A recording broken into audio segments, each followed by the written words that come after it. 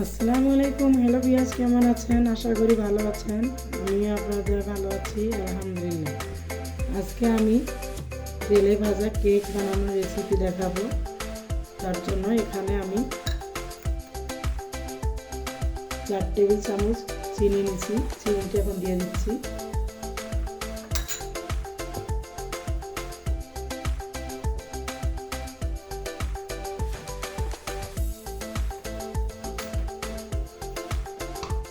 লবণ নিয়ে নিচ্ছি সামান্য পরিমাণ।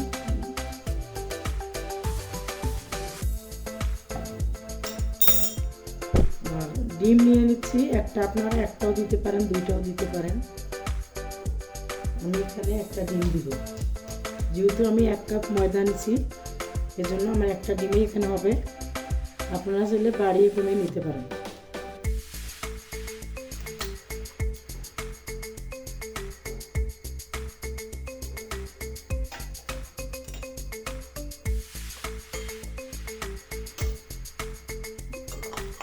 আর একটা চামচের সাহায্যে এভাবে অনবরত লাগতে হবে। চিনিটা ব্লেন্ড করে নিলে ভালো হয়, তাড়াতাড়ি গলে যায়।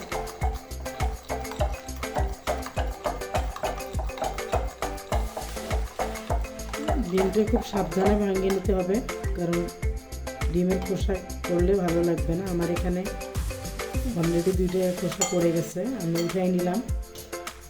আপনারা সাবধানে ভাঙবেন যেন না পড়ে।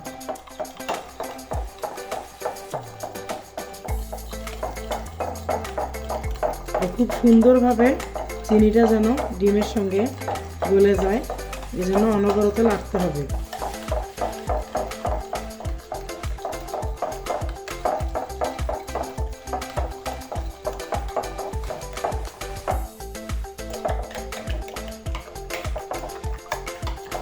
এখন আমি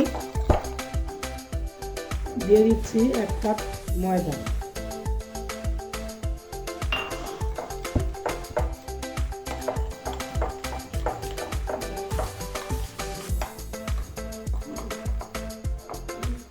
এভাবে আমি 5 মিনিট ম্যারিনেট করে নেব।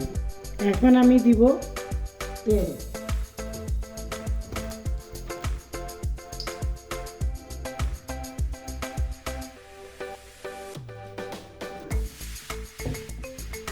এখানে আমার 4 চামচ আমি তেল নিছি।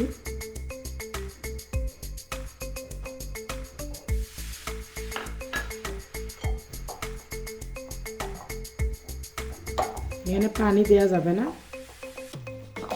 চাইলে আপনারা মিষ্টিটা একটু কমিয়ে বাড়িয়ে নিতে পারেন, বা ডিমের একটার জায়গায় 2টা দিতে পারেন। পানি দেওয়া যাবে না।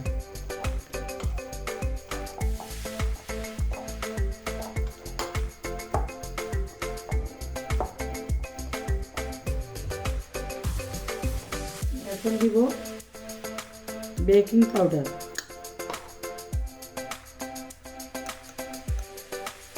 বেকিং সোডাটা দিবেন না, তাহলে কিন্তু এটা অনেক শক্ত হয়ে যাবে আর ফেটে যাওয়ার সম্ভাবনা থাকে বেশিরভাগ।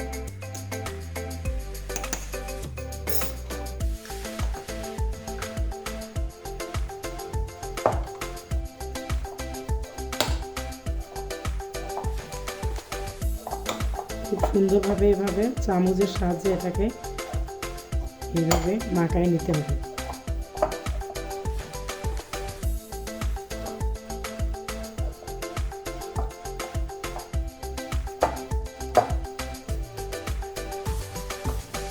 আমি এভাবে 5 মিনিট এভাবে মাখাই নিব।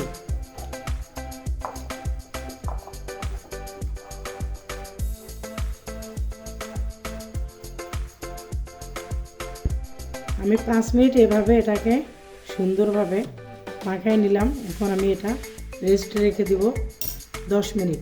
আপনারা 5 মিনিটও রাখতে পারেন, এই জন্য এটা আমি ঢেকে রেখে দিব। আমি খুব সুন্দর একটা স্মুথলি ডো তৈরি করেছিলাম, দেখেন। এখন আমি কেকটা এভাবে বানাবো। হাতে আমার একটু তেল নিতে হবে।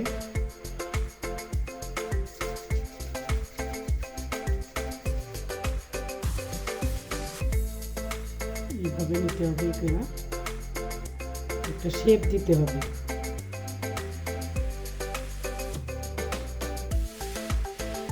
যে কোনো জিনিসের কিন্তু একটা শেপ আছে, শেপ ছাড়া কোনো কিছুই ভালো লাগে না। পিঠা বলেন, যে ধরনের নাস্তা আর কি আমরা খাই, মাথাটা একটু চুপকা হবে।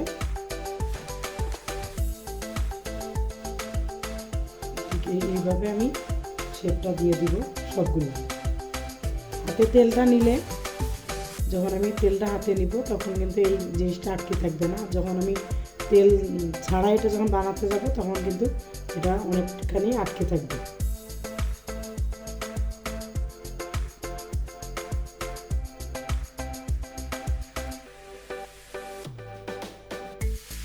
সাইজটা আপনারা আপনাদের মতো করে নেবেন, ছোট বড় যে যেভাবে করতে পারে আর কি। আমি আমার মতো করে নিচ্ছি।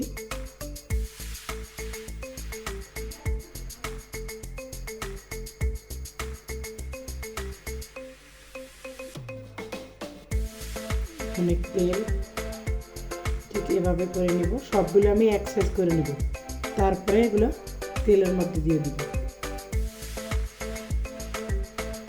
ফুলকো কেক বানানোর জন্য আমি চুলায় কড়াই বসিয়ে দিচ্ছি। এখন আমি দিয়ে দিব পরিমাণ মতো তেল। এটা ডুবো তেলে ভাজতে হবে।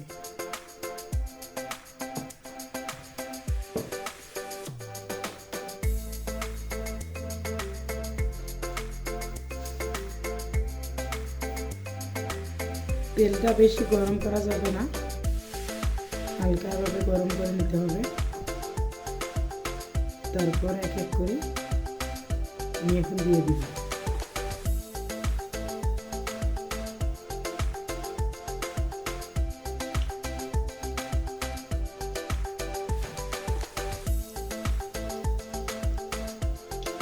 চুলোটা এখন হাই হিটে আছে, পরে আমি লো হিটে দিয়ে দিব।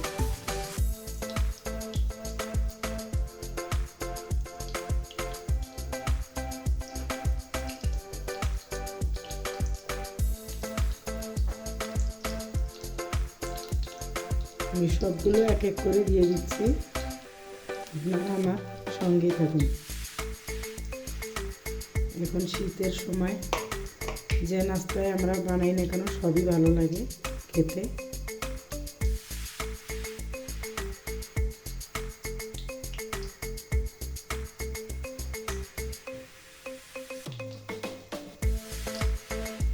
আপনারা চাইলে এখানে ভ্যানিলা এসেন্সও দিতে পারেন, আমার হাতের কাছে নাই তাই আমি দিইনি। ওইটা দিলে আলাদা একটা ফ্লেভার আসে।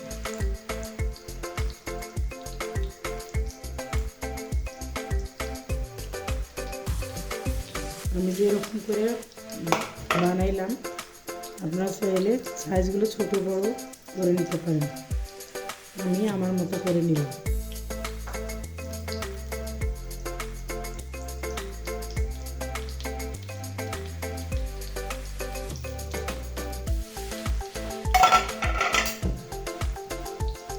চুলোটা এক্ষেত্রে মিডিয়ামে থাকতে হবে, তা নাহলে পুড়ে যাবে।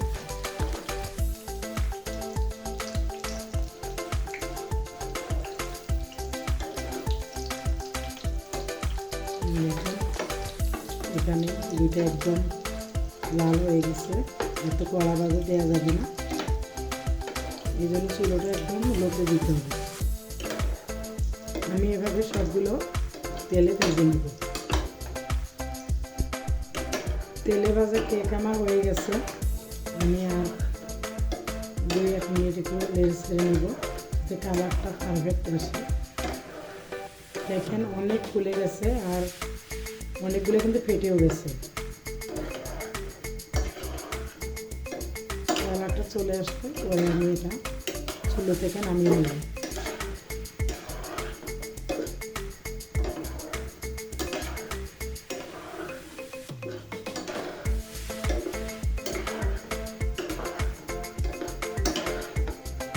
ব্যাস হয়ে গেছে, এখন আমি চুলোটা অফ করে দিব।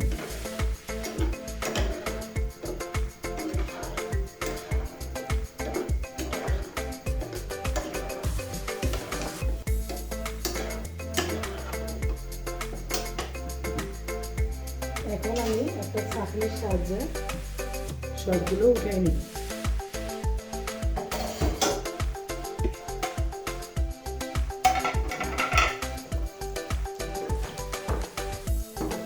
তেলগুলো এভাবে ছাইকা নিতে হবে।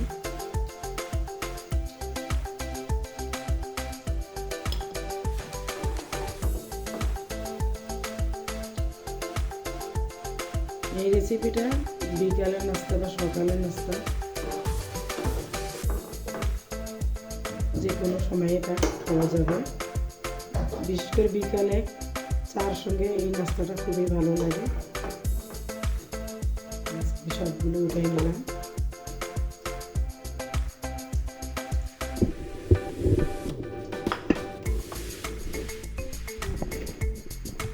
আমি যেভাবে বানাইলাম আপনারা বাসায় ওইভাবে বানাবেন, দেখবেন অনেক ভালো লাগবে।